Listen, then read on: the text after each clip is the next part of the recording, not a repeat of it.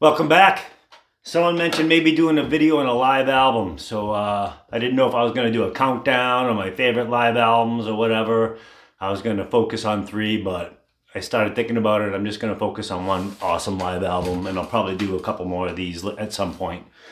But yeah, this week we're going to focus on Ozzy Osbourne, Speak at the Devil. Killer fucking live album. Came out in 1982. A little backstory on it. Ozzy was no longer in Black Sabbath. Black Sabbath was about to put out an album called Live Evil with Dio, and Ozzy wanted to snub it to them and put out a live album first. And he wanted to do a live album of all Black Sabbath songs, which he did. And the guys in the band were not down with this at all. They actually quit. Randy Rhoads quit. He did not. They had already released Diary of a Madman and Blizzard of Oz. They were fucking awesome, taking off.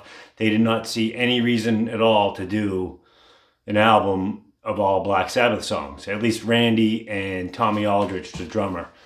They sat it out. Randy quit. Rudy Sarzo sided with them, even though he wasn't as against it as they were. Eventually, everybody came to their senses. They came to an agreement. Randy agreed to do it. But then I think he was going to leave either after the next album or after this live album. I don't know the exact details. Long story short, he ended up dying and didn't end up on the album anyway. But yeah, it came out in 1982. It was recorded at the Ritz in New York. Small club, pretty famous.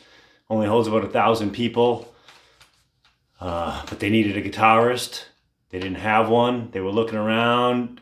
They had one guy filling in the tour when Randy died. I don't remember his name, Torme or something like that briefly. I know they looked at Vito Bravo from White Lion. He was in a Black Sabbath cover band at the time. I think he got into a disagreement with Sharon or Ozzy, and that didn't work out. Side note, White Lion. Total hair band, very Bon Jovi-like. I'm going to see the singer in a few weeks. He's playing in my hometown. More of a nostalgia type thing. Mike Tramp. I liked some of their songs in middle school. I remember the first Headbangers Ball I recorded, Tell Me from White Lion, was the first song. And then I think That's the Way I Want to Rock and Roll from AC/DC was next, and Ragdoll was third, and I think that's all I remember.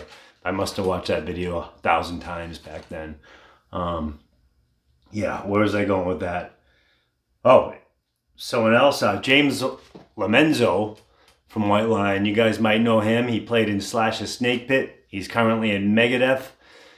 He's been in Megadeth every time Dave Ellefson got into any type of fight with Mustaine, or anytime he wasn't in the band. Lamenzo was there. He was in Black Label Society at some point. So yeah, White Lion turns out some good musicians. Anyway, back to this show. Yeah, it was recorded at the Ritz, 1982. They ended up deciding on Brad Gillis from Night Ranger, who didn't know Black Sabbath music. And so he had a bunch of rehearsals with the band. This is Ozzy's darkest time probably in his career. He didn't show up to any of the rehearsals. He was a fucking mess.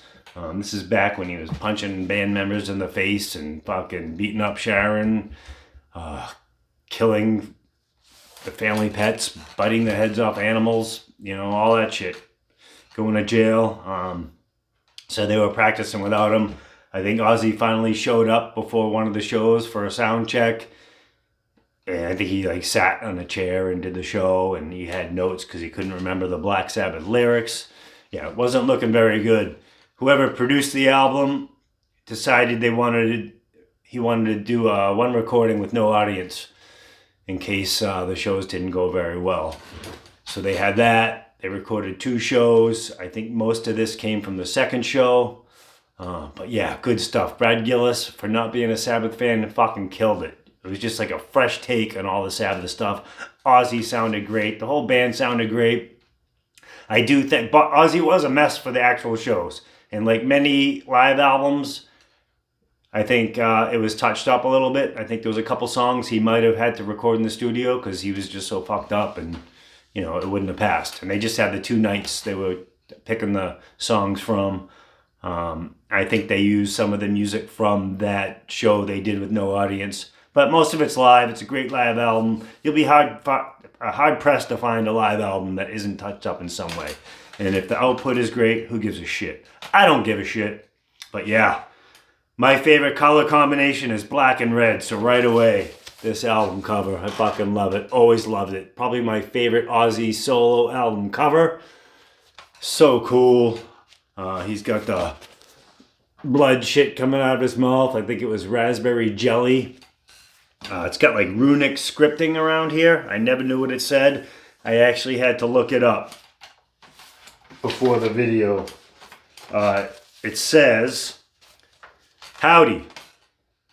Dial-A Demon Productions, in conjunction with Graveyard Graphics, proudly presents the Madman of Rock, dumping in El Satano's toilet. Real tasty."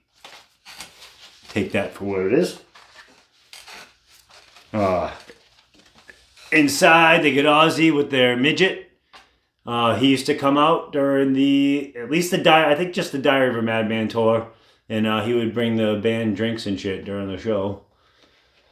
And this actually says something in here too. I had to look it up. It's a little tribute to Randy from Ozzy.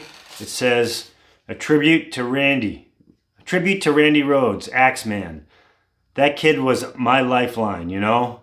He was such a dynamic player, and I'd rather not talk about it anymore because it cuts me up every day of my life. Randy Rhoads, rest in peace and love. Pretty cool. I never knew that until today. And then the back has some more of it. If you don't know what runic is, it's an old language from like the 1st century or 2nd century. The back says, Ozzy Osbourne, rock and roll madman, which he was, especially around this time. Very cool. We'll see what's going on inside.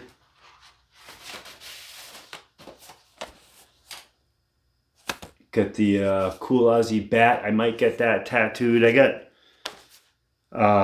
the Black Sabbath logo here with the date from the Back to the Beginning show. Obviously the first Sabbath album cover. I thought about getting that bat right here, along with the cover of Volume 4 right here. Ozzy. Peace signs. Yeah, that's pretty cool. This album is out of print. You can't buy it. They don't release it. You can't even stream it. So if you come across a copy, get it. I recommend getting it anyway. Go on eBay, find it. It's got the old Jet Records logo. Ozzy, of course, was solo career began with Jet Records. And we'll go over the songs. Yeah, so it's all Black Sabbath songs. And it's just such a fresh take. It's just different. Like I said, Brad Gillis kills it. Rudy Sarzo obviously is amazing. Tommy Ulrich, he's been on tons of shit. He's amazing. It's kind of like when you listen to Zach Sabbath. It's like a fresh take on Black Sabbath, but they stay pretty true to it. But yeah, it starts off with Symptom of the Universe. It's fucking killer. One thing that annoys me is they never play the end acoustic part. No one does. I saw Sepultura do it back on their Chaos AD tour, and they played Symptom of the Universe, and I was like, oh, and then they didn't play the end part. Actually, I think Zach Sabbath might. I think I've seen a video of them doing it out there, so you can look that up. They go into Snowblind. I didn't listen to this. I didn't spin it. I usually would like to listen to it before I do a video, but like I said, it's not even on the streaming platforms. Snowblind, Black Sabbath, if I recall, that's very good rendition. Fairies Wear Boots, War Pigs, The Wizard. I mean, these are very powerful performances. NIB, Sweet Leaf, Never Say Die, Sabbath, Bloody Sabbath. So one other little note on that, they didn't play that at either of the two shows. So I think that was taken from the rehearsal they did with no audience. And then it ends with Iron Man, Children of the Grave, and Paranoid. Recorded live at the Ritz, New York, 26th and 27th September 1982.